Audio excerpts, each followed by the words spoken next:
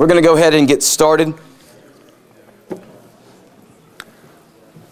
I think it would be, at the beginning, I think it would be helpful for us to kind of, since we're going to be starting a new section, the next two lessons are going to be dealing with the church in the modern world. And so I'm going to have to explain what I mean by that and all that kind of stuff. But it's, I think it's important for us to look over, if you want to think of big epics in church history as far as what we've talked about so far. You have the ancient church, which we would take up until, there's a lot of different ways of dating that, but the Council of Chalcedon or some of the other ones, about 600.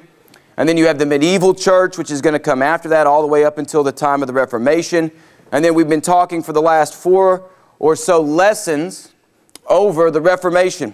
The Reformation is not that long, and a lot of what we're going to be talking about here in a lot of ways can be viewed as sort of the end push of the Reformation as it starts coming into contact with the modern world for the first time. So there are a lot of ideas that we're going to get that are the same.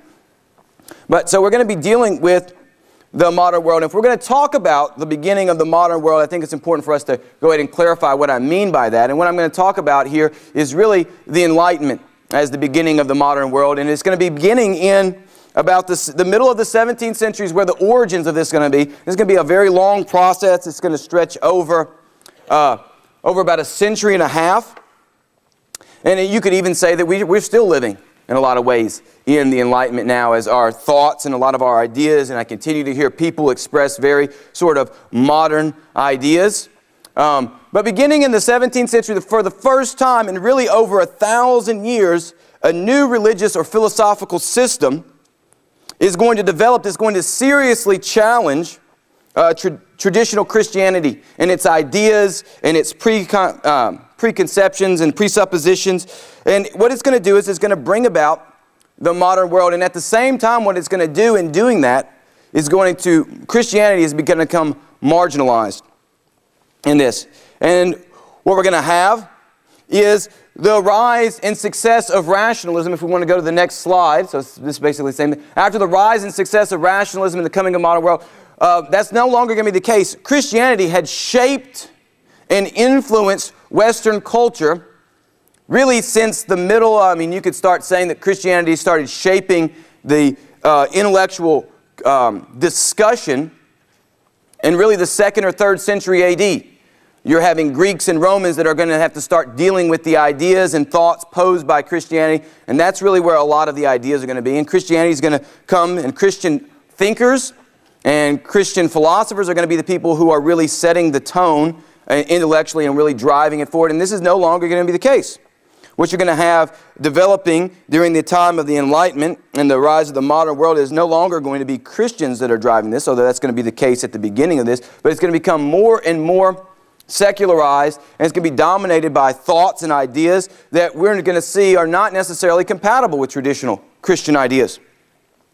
And this is the Enlightenment, and this is what we're going to be talking about. The origins of the Enlightenment, there are 3 origins of the Enlightenment that we just need to run through very quickly before we go on. And what we're going to be doing is we're going to be looking at the Enlightenment, looking at the problems that it poses for the church, and we're going to be looking at the structure of the church at the time. The church at the time that the Enlightenment was really kicking off and getting started was kind of stagnating. And then we're going to be looking at Christian responses, not just to the problems posed by the Enlightenment, but also to the problems of stagnation and different things like that. And then we're going to go on next week and really look at how the church begins to adopt certain modernist ideas and the influence that that has on the church and different things like that, and how that's played out in the last 150 or so years. So the origins of the Enlightenment really began with the Renaissance and Renaissance humanism, this return to man being the center of things. Now, this does not necessarily mean, nor was Renaissance humanism necessarily an anti-Christian idea. There are plenty of Renaissance humanists that are very devout Christians that emphasize man, the glory of man as a created being by God, and emphasize that. So we should not think of any of the first 2 of these, obviously. When you see the next one, you'll realize that that's obviously not the problem either. But both of these are going to bring about, in a lot of ways, the opportunity for the Enlightenment to happen. So what Renaissance humanism is going to do, it's going to challenge and rebel against authority. So for the past 1,000 years, people have been thinking and doing things in a certain way, believing certain things. In the Renaissance, in the arts, when you start looking at arts, that's the most obvious way to see this. You look at a medieval painting, you look at a Renaissance painting, they look radically different. That's because they are challenging the presuppositional ideas of what art is supposed to be. So artists are doing that, scholars are doing that by going back and looking at sources and rewriting what the medievals would have thought about history. You can see this in things like where they go back and prove that the donation of Constantine was a forgery and other things like this, but there are other reasons besides that. The next one is going to be the Reformation. The Reformation is also going to lead to the Enlightenment, and then it's another area in which authority in both thought and in practice is going to be challenged. It's going to be in theology and doctrine, and it's also going to be in liturgical and ecclesiastical practices. What we're going to have is we have a group of people that are going to take what was the established practice, mode of thought, mode of operation, and they're going to turn that upside down. And it's going to become, as we've seen over the past 4 lessons, more and more of a radical turning away from what had previously been the practice. And also, another way that the Protestant Reformation leads to the Enlightenment is the fragmentation and conflict within Protestantism. So as Protestant groups fragmentize and break apart and kind of debate back and forth with each other, what it's going to do is it's going to encourage kind of this belief that we can't really know what the truth is, because we have all these radical different groups over here that are arguing about all these little details. If we can't know what truth is, how do we know what anything is real? And it's just kind of throw into up in the air a lot of previously held beliefs and ideas. And that's going to lead to the third, well, this doesn't lead to it, this is just another cause of the Enlightenment, the scientific revolution. Now, none of these, even the scientific revolution, because science in and of itself is not a philosophy. It's not a religion, it's not a worldview, it's just a method. All right? It's just a method of practicing, looking at the world, experimenting, gaining knowledge. It's not a way of thinking about, presuppositional, kind of conceptual or philosophical ideas. That's going to come out of the scientific revolution. But the scientific revolution in and of itself does not necessarily, meaning it has to lead to the Enlightenment, into rationalism and everything else. That's not the case. There are going to be plenty of people in the scientific revolution that would not have been okay with that.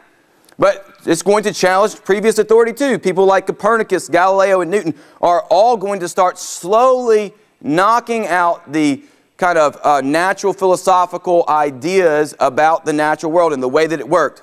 So obviously the biggest one of these is obviously going to be Copernicus. Is going to start talking about no longer is the earth the center of the universe, but the sun is now the center of the universe. People like Galileo, and through the use of the telescope, is going to prove this. Galileo is also going to rewrite Aristotle's laws of motion and how things work there. So Newton's going to, and Kepler and other people are going to use, are going to undergird and knock out more of Aristotle's ideas. So color theory with Newton and other things like that is going to be developed. It's going to change the way that people view the world, and what they had previously thought to be the way that the world worked, they're going to see that that's no longer the case. Okay? Now it's important to note that all of these people were churchmen and varying forms of Christians, although you could argue that Newton moves outside the realm of traditional orthodoxy as he denies the Trinity and a number of ideas. But regardless of the fact, they all have a belief in God. They're not atheistic. They're not anything like that. Also, the scientific revolution is going, back a little bit more. One more. There you go. Is going to create the rise of empiricism, which is the belief that the only way to understand the world is through our senses. And that means that we have to be able to believe that what our senses are experiencing is real. And it's reality. So these are kind of ideas, and that would not necessarily have always been pre-scientific revolution type of thing. There have been plenty of times where people would have doubted that their senses, what they saw, were real, and would have thought that that might not be the case. So a lot of ideas, if you want to think about this, another one of the ways that we're going to see this is the case, the way that they understand the physical world is through math. So Galileo says that philosophy or nature is written in the great book which is ever before our eyes, the universe. But we cannot understand it if we do not first learn the language and grasp the symbols in which it is written. The book is written in mathematical language, and the symbols are triangles and circles and other geometrical figures, without whose help it is impossible to comprehend a single word of it, meaning the universe, without which one wanders in vain, as through a dark labyrinth. So this idea that if I want to understand the physical world, I have to understand and be able to grasp through my senses and through the use of my mind and reason and through math how that's going to happen. So this is what's going to be going on at the time. Now this is all the rise of empiricism, and the scientific revolution is eventually going to lead to secular humanism, which is not, like I've said, a necessary outcome. This is not what has to happen, but it is what does happen in a lot of cases. And this is going to be the fact that man becomes the center of the universe, but God is removed from that picture. So man becomes, this is not a new idea, by the way. The Greeks and Romans had this idea too. If you want to see how central this was to Greek and Roman ideas, all you have to do is go back and read the first line of each of the three Greek great ancient epics. Every one of them starts with, "Tell me, muse of the man of many ways," "Sing to me, muse of the wrath of Achilles," and sing of the hero in arms and fighting. Every one of them focuses on a man. The Bible, on the other hand, in Christian and Jewish thought, its epic, the Bible, begins with God. In the beginning, God created the heavens and the earth. And this is radically different kind of orientation. And what secular humanism is going to do is really going to be a return through the practices of the Renaissance and a return to understanding of Greek and Roman ideas. Is once again, we're going to adopt this kind of humans being the center of the world without God. And the way that we're going to do this really is through rationalism, or it's kind of what we would consider to, probably what you might know, is the idea of deism. And this is the idea, rationalism and deism, is that the universe, all of it, not just the natural part of it, but everything. Not just what you think of as gravity and things like that, but even how people interact. And even our interactions with others, how even the things that we would think have nothing to do with this kind of rationalism, they're kind of emotional or other outside of the realm of this, all work in a way that's logical and objective.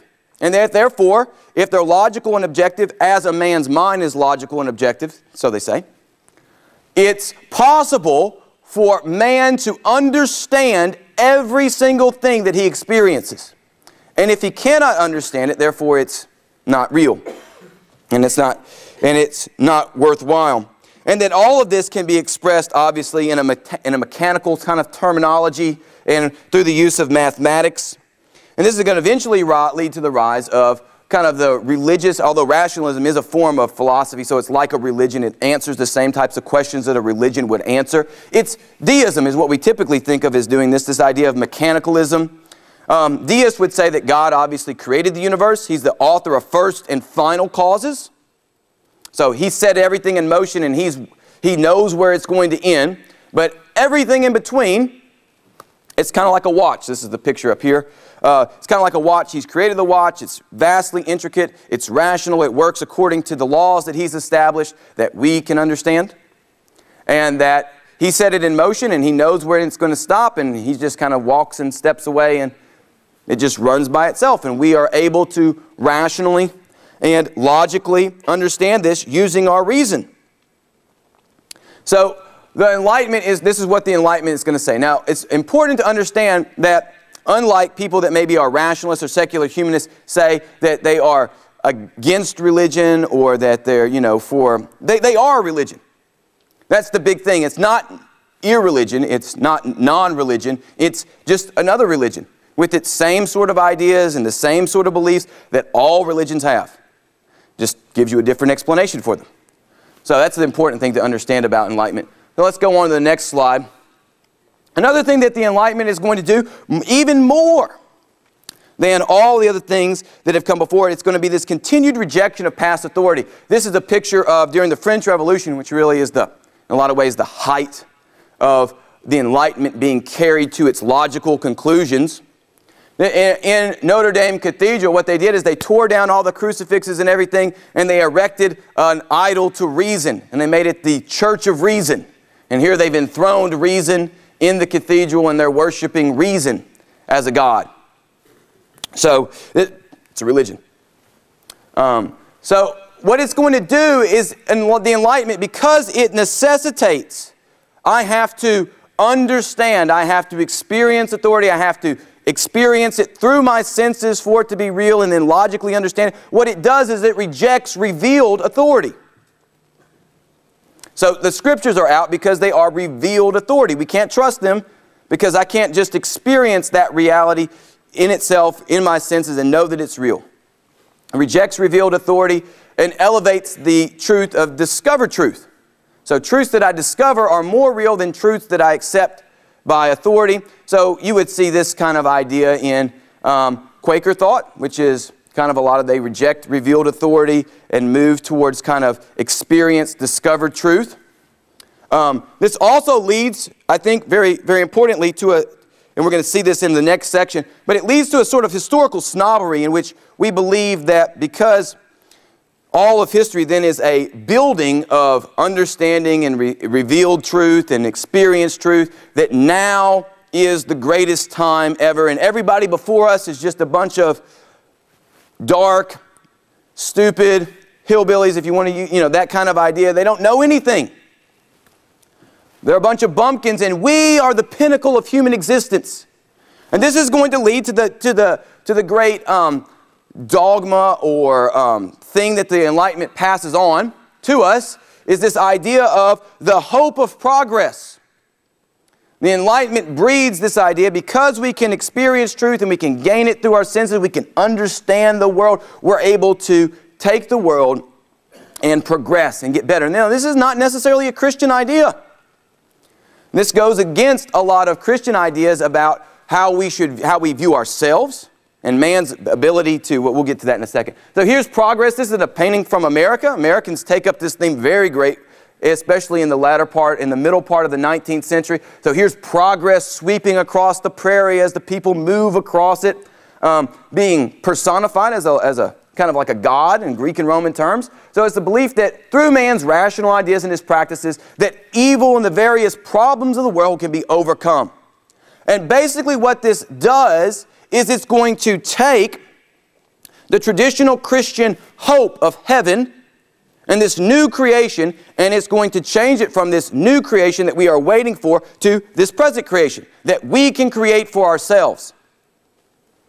And that's going to be actually taken up by Christians. There's a whole form of view of the end times that kind of revolves around this idea of kind of progress we can create the second coming of Christ here. And that's going to be very prevalent in the time period after the Enlightenment. That's going to be the heyday of that kind of view and that kind of idea. Now, this is obviously all the things that we've talked about. Man's ability to understand the universe, this idea of progress, is obviously in stark contrast to the vast majority of traditional Christian ideas that deal with the fallen nature of man. Man's ability not to understand and fully grasp reality because of our fallen nature. And also the fallen nature of the world itself. And man's inability, apart from this outside work of Christ, to come into our lives and into the world and do anything about that. So this obviously stands in stark conflict to traditional Christian ideas. So we can move to the next line. Here's a picture of Voltaire. Voltaire would have been a smug little smile on his face. Would have been one of the great Enlightenment writers. Frenchman who spent most of his time outside of France because, strangely enough, it's the Catholic countries that are the most hostile to the Enlightenment. Catholic countries where they are much more have much more of an ability to enforce practice and belief in religion, and I think have a better understanding of the dangers maybe of the Enlightenment a little bit earlier than Protestants do, are able in a lot of ways to get rid of a lot of these guys, although it's not going to help France or a lot of the other Catholic countries. But what we're going to have is the creation of a secular theology, deism. Right? We've already talked about the transfer of the expectation of heaven. And what we're going to end up having is this conversation, because we're moving in directions that are not traditionally Christian ideas. Traditional Christians are therefore going to be marginalized in a lot of ways from the intellectual conversation and the idea. And so what we're going to have, even though Christianity is going to flourish after this, in a lot of cases it's only going to flourish in ways that are either going to blatantly reject this, but that's going to be much rarer than ways in which it accepts some part of this modern idea of the world and the way that the world works, and it's going to accept certain parts of it, and it's going to use those in a sense to flourish in the modern world. And we're going to talk about that more next week. So what is the state of Christianity at the time that all this is going on? You notice none of that really has to do with a lot of Christians. All those guys, especially the big Enlightenment thinkers, the majority of them are not going to be Christians, or at least any way that we would consider them to be Christians. The state of the church at the time is that we have this sense of, after the Reformation, after the energy of the Reformation is kind of spent, and it's spent in these wars of religion that take place throughout the latter half in the middle half of the 17th century, about right before all this scientific revolution and everything gets going. Christianity goes through a period where they're fighting all these religious wars. We fight them in Germany, we fight them in England, we fight them in France. And what this leads to is a kind of disillusionment with religion just in general across Europe, because we've just had all these wars that are fought, hundreds of thousands of people killed, dying of starvation, kings murdered, everything else like that. So we have a lot of just people are just willing, let's just all get along and let's not question anything. If this is where this kind of thing goes, let's not worry about it. So and I'm going to talk about here the three major strands of what I would consider to be Protestant Christianity. So Lutheranism, Anglicanism, and Reformed or Puritan theology. Here I'm going to look at each one of these and then look at their attempted solutions for this. So in Lutheranism on the continent, and they're all going to kind of intertwine and mix together throughout the course of this. So Lutheranism is going through a period of Lutheran orthodoxy or neo-scholasticism, in which they're trying to enforce a kind of uniformity of practice, and they're also using kind of Aristotelian logic and different things like this to debate Catholics and others who are challenging Lutheran ideas in Germany towards the end after the end of the 30 Years' War. This leads to a very stagnant, kind of just monolithic church that a lot of people inside of Lutheran are going to react against.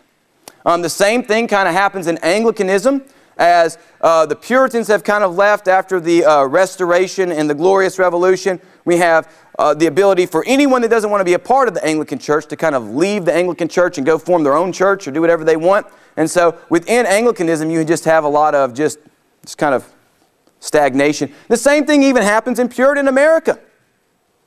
By the time we get to 2 or 3 generations after the original Puritans, what you have is you have the original Puritans even wondering whether their children will be worthy heirs to the heritage that's being passed on to them. Will they understand why their parents and their grandparents went and crossed the ocean and went over here to live, or rebelled against the king and did all these sort of things? Will they understand that?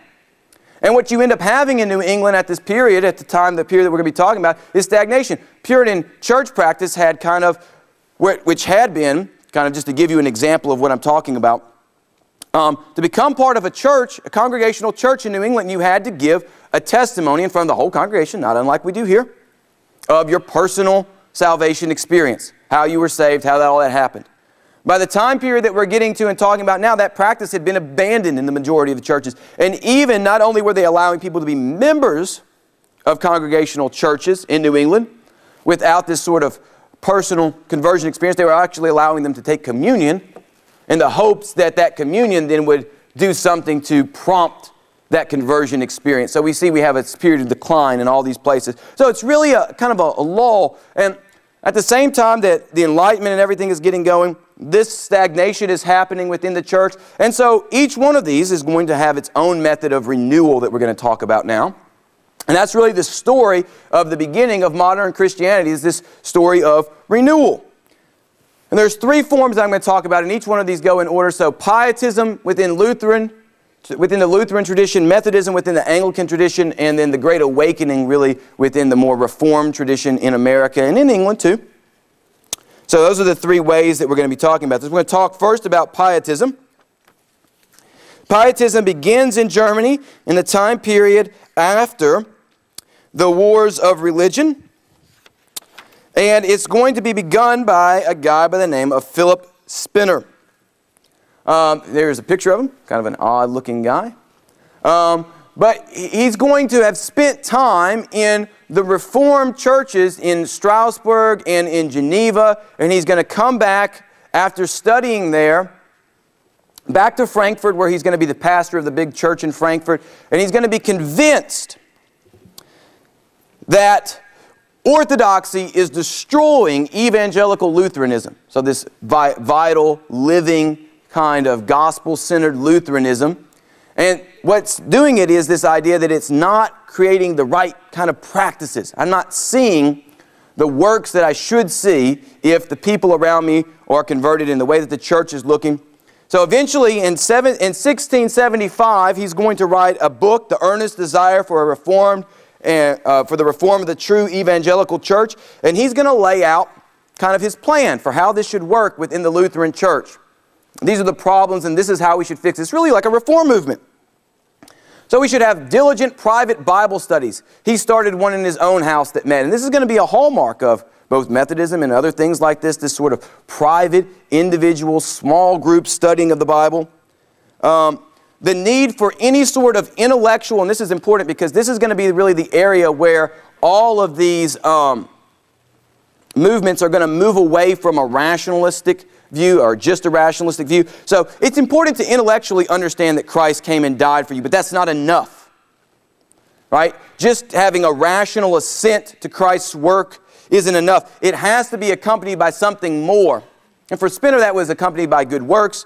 And that's going to develop on as we go on in other ones. It's also going to improve clerical practices for the clergy and different preaching style. This is another thing that had happened and where the Enlightenment and sort of this neo-orthodoxy and other things like this had developed, in that the preaching style was very intellectual. And what we want to have is, instead of this intellectual kind of logical, rhetorical form of preaching, we want to have a preaching that aims at converting the unconverted within the church and then exhorting those who are within the church to doing what they're supposed to do. Some sort of real preaching that's going to have effect. And this is going to be enormously influential, and it's going to have the same problem that all of these movements have. It's going to radically divide the church into which it comes. Joe, you're going to have people on one side that hate Spener and other people that are vastly influenced by him and accept his beliefs and begin carrying them out. Spener is going to go on and become a big person within the Lutheran church. He's going to go on and become the personal kind of pastor to some of the leaders of Germany. But his followers, after his death, are going to be very big in spreading his beliefs all over central and northern Germany. They're going to found the University of Halle in Germany. This is going to be, eventually it's going to be merged with the University of Wittenberg, although they're not friends at this point, since Wittenberg's more of the Orthodox German view and Halle is going to be the Reformed German view. But people like George Mueller are going to be at Halle in the next 20 or 40 years. And so they're going to be influenced by them if you know George Mueller and his work. But they're going to form these religious educational institutions to train the pastors. But the most important area that his influence is going to be spread on is through his godson, Heinrich von Zinzendorf, who's the count. He's a count. He's a nobleman. He's going to study at Halle. And the way that this is going to happen is really Zinzendorf is going to take in a small group of wandering Moravian Christians onto his estate. So he's a nobleman, he has vast estates in Germany. And the Moravians are what's left of Hus's church. And they've kind of existed underground. This group has kind of wandered all around Europe trying to find a place to settle. They come to Zinzendorf. Zinzendorf says, yes, come. Settle on my land. They found a town called Herrnhut. And this is where they're going to live and found. Things aren't all good with the Moravians. They end up fighting and bickering amongst each other. Zinzendorf has to step in and kind of calm everything down. And what ends up happening in the midst of all this is a revival breaks out in Herrnhut. And everyone, they call it this, they learn to love each other, is the language that they used. But this work of the Spirit, and this is what another thing that's going to be a marked kind of differentiation between the rationalist and this new school that's going to develop, is this: the work of the Spirit is going to become important as an experience that's going to be necessary. So this is going to go on. The community is going to spread, and they're going to become the first Protestant, among the first Protestant missionaries, or the first Protestant missionaries, however you want to look at this. And this is going to be the beginning of the Protestant mission movement. Also going to be the beginning of revivalism. And people like Wesley, after his conversion and his time in Georgia, are going to go to Herrnhut and meet with Zinzendorf, and they're going to, he's going to be deeply influenced by the Moravians. Actually going to be converted at a Moravian prayer meeting. So that leads us to Wesley. Wesley is going to, Methodism is going to be the answer, very similar to the Moravians and Zinzendorf and German Pietism, and that he's going to seek a counter-argument posed by the Enlightenment, not by rejecting the intellect. The intellect is still going to be necessary in Methodism, but by emphasizing the hearts and the emotions of the non-rational. So he's going to emphasize this sort of counter, right? It has to be both. It has to be both the heart and the mind. It cannot just be one or the other. So Wesley is going to be the 15th of the children of his father. They're going to have more children after that. During his time at Oxford, he's going to be part of the Holy Club that's going to be founded by him and his brother Charles and their friend George Whitefield and a number of others, in which they're going to systematically try and find out how they can be holy. Live this life, trying to do it systematically. Can we systematize this? And this is where they're going to get the name Methodist from. It's from the jeering comments of their fellow students, although Wesley wasn't a student at the time. He was a teacher at the school. And eventually they're going to go on and they're going to become missionaries. They're going to go to Georgia. Georgia had just been colonized by James Oglethorpe just a few years before this. So Charles and James are going to go across. On the passage across, there's this storm. The mast of the ship, think about it. You're going to travel across the Atlantic Ocean on this, teeny tiny ship. By any standards, this ship is tiny. Not very seaworthy. The majority of, sailing across the Atlantic was not a pleasant experience for anyone. Wasn't safe, wasn't nice. And so the mast of the ship gets broken off. Everyone's freaking out, except there's this group of Moravians on board. And they're just sitting there calmly singing hymns and praying. And Wesley is deeply influenced by this. There's something that they have, obviously, that I don't have. Well, his time in Georgia is a failure. He becomes engaged to this lady, Sophia Hopke. He's persuaded to get out of it by a friend. And this is going to be the story with John and women. It's not going to go well for any of his relationships with women. But he is deeply hurt when she marries someone else. He ends up refusing her communion and her husband communion. And this leads to a big controversy. He's actually arrested and tried, and there's a hung jury, and so he escapes, but with his reputation badly damaged, back to England. And it's at his return to England that he becomes in contact once again with some Moravians. And it's at an Aldersgate prayer meeting that he lists as his conversion experience, and what he talks about is his heart was strangely warmed. In the evening I went unwillingly, he says, to a society in Aldersgate Street where one was reading Luther's preface to the Epistle to the Romans. About 9:15, while he was describing the change which God works in the heart through faith in Christ, I felt my heart strangely warmed. I felt I did trust in Christ alone for salvation. An assurance was given to me that He had taken away all my sins, even mine, and saved me from the law of sin and death. And it's after this time that he's going to travel to Herrnhut to meet with Zinzendorf, and he's going to come back and he's going to begin his work. And Wesley's work and the work of Methodism is really going to be, it's very odd, because Wesley doesn't want to leave the Anglican Church. He wants to remain part of it and seek to renew it and revitalize it, but the structure of the Anglican Church isn't what he needs, and so he's going to create we might call them parachurch organizations or something like that, but he's going to create these societies, is what he's going to call them, in which he's going to appoint ministers, eventually over 500 by the time of his death, of lay ministers who are going to go around and preach. The majority of the preaching that he's going to be done is going to be outdoors. It's going to be done to the lower, what they would have called the lower orders, just the poor, who didn't typically go to church. They were unchurched. He's going to preach to them. And he's going to, we talked about the lay preachers, but what he's going to do is Methodism is going to seek to bring the gospel to these people. And it's also going to try and influence their lives and make them more morally right. He's not without his theological controversies, just to be honest. He has a conflict with Whitefield, his close friend, over doctrinal differences with predestination. Whitefield is a Calvinist. Wesley is an Arminian. Wesley ends up publishing a sermon in which he blasts Whitefield's views. Whitefield is obviously offended by this, but they end up being good friends for the remainder of their lives. During the midst of this, I'll just tell you this story. This is a great story about Whitefield. Not necessarily about Wesley, but someone came to Whitefield and said, George, do you think that you're going to see John in heaven? Because, you're having this big theological difference. Is this essential? He said, no, I don't think I will see John in heaven, because I think John is going to be standing so close to the glory of Christ that he's going to be obscured from my vision. Like, that's how close I think John Wesley is going to be. Because John Wesley was an extraordinarily holy person. Just this idea of, you go to the next page when we look at his legacy, 200,000 miles plus that he traveled on horseback back and forth across England. In a time when this was not, in a time when he would go to cities and he would be persecuted by mobs and pelted with stones and things like this for bringing the gospel to these poor people. 40,000 sermons that he preached in the open air to these crowds of people.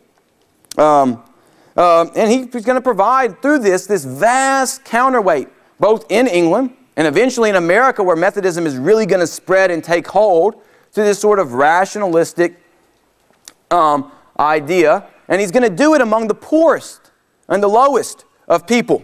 He's going to breed a tradition of revivalism within this. So that's kind of Wesley's legacy.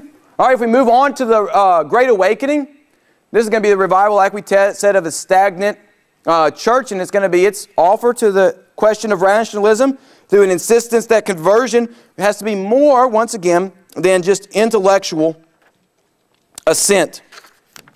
Like both Pietism and Methodism, the Great Awakening is going to be this sort of, as Edwards says, it's not just going to be intellectual apprehension, but true faith must move beyond the rational and affect the will or the heart of the person involved.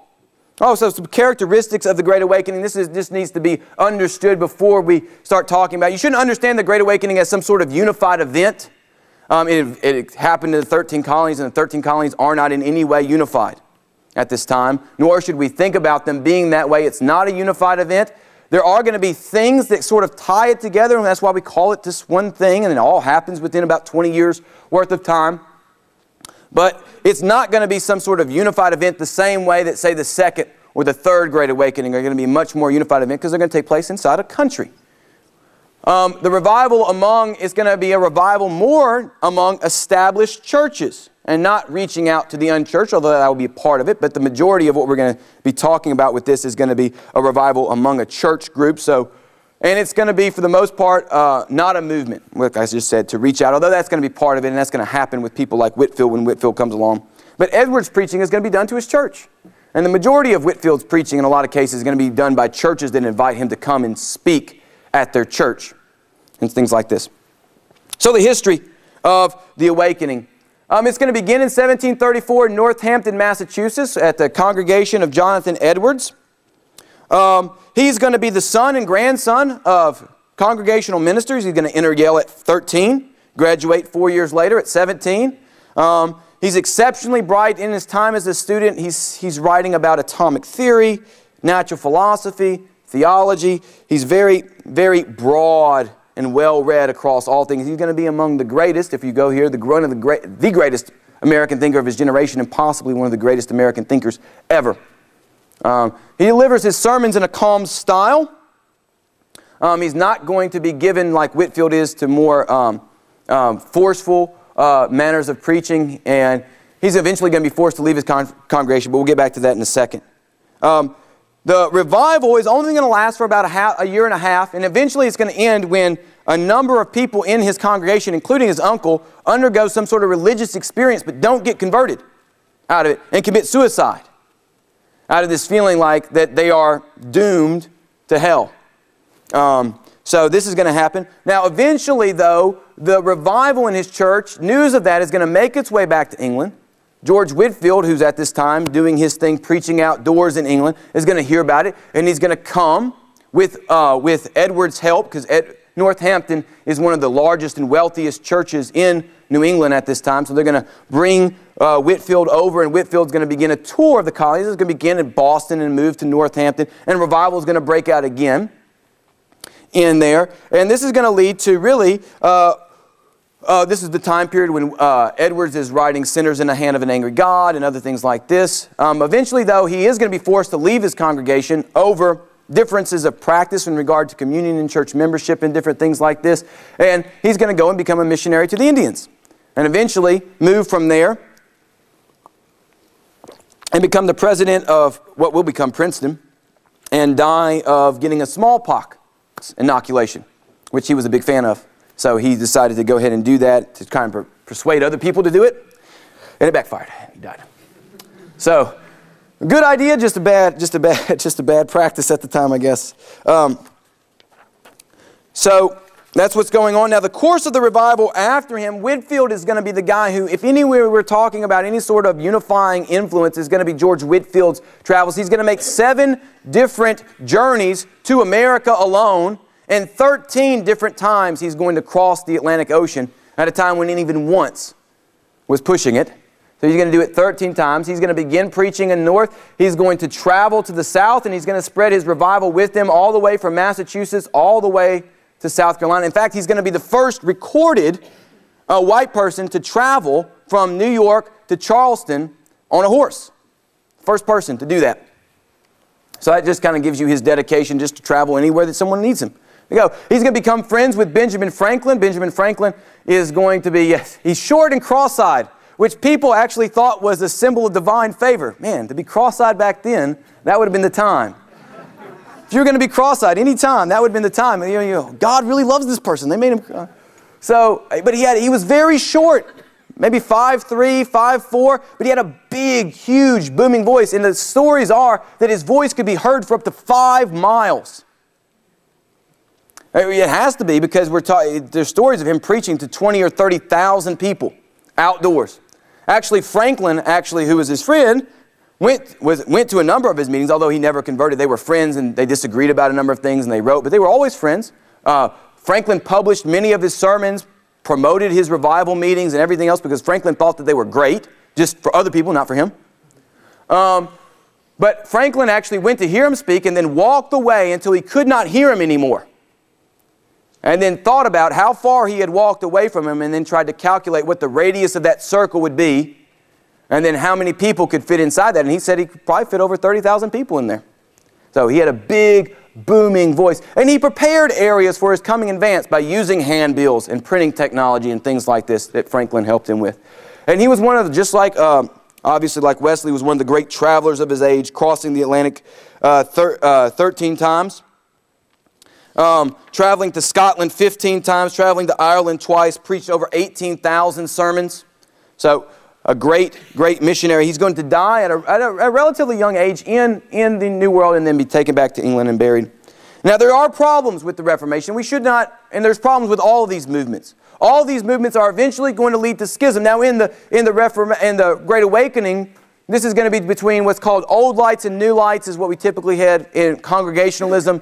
Old side, new side in Presbyterianism. And what these are people that accept the awakening and those that don't. And a lot of those that don't eventually are going to move into Unitarian belief, especially among the Congregationalists. But in the New Lights, some of them are going to move more towards Baptist beliefs later on too. But this is going to happen everywhere. Methodism is eventually going to break off from the Methodist Church.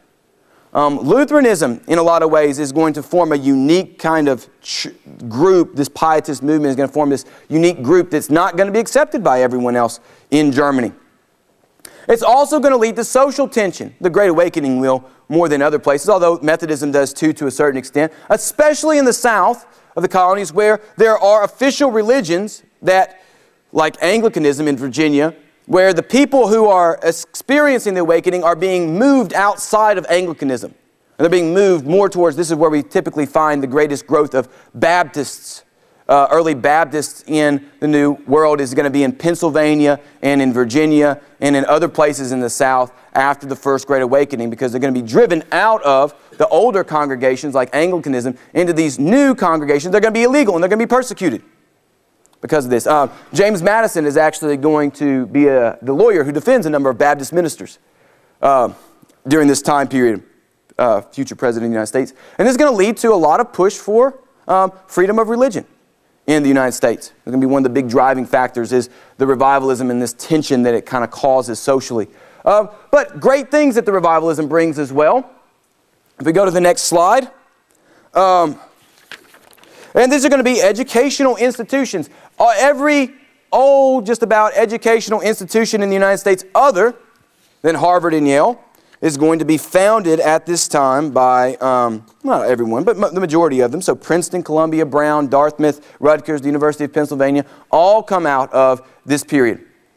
And this is because the majority of these institutions, especially, are in the North, and therefore they're Puritan-based or congregationally based, and that's very important to Congregationalists, this idea of education. And that's not going to change with the revivalism. Revivalism is not going to be a move away from intellectualism. It's just going to be adding on this other necessary component to it.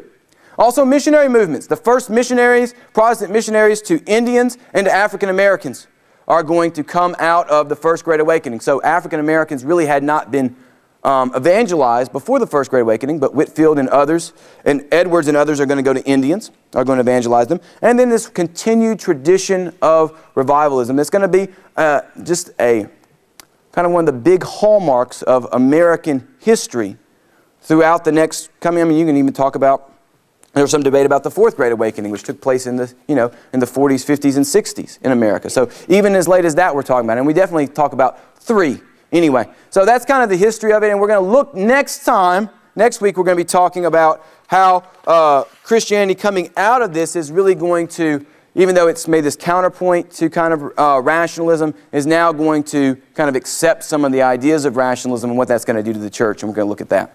Any questions? I mean, we don't have probably a lot of time. But any questions real quick before I end? All right. Well, if I don't, thank you guys. You're dismissed. Appreciate it.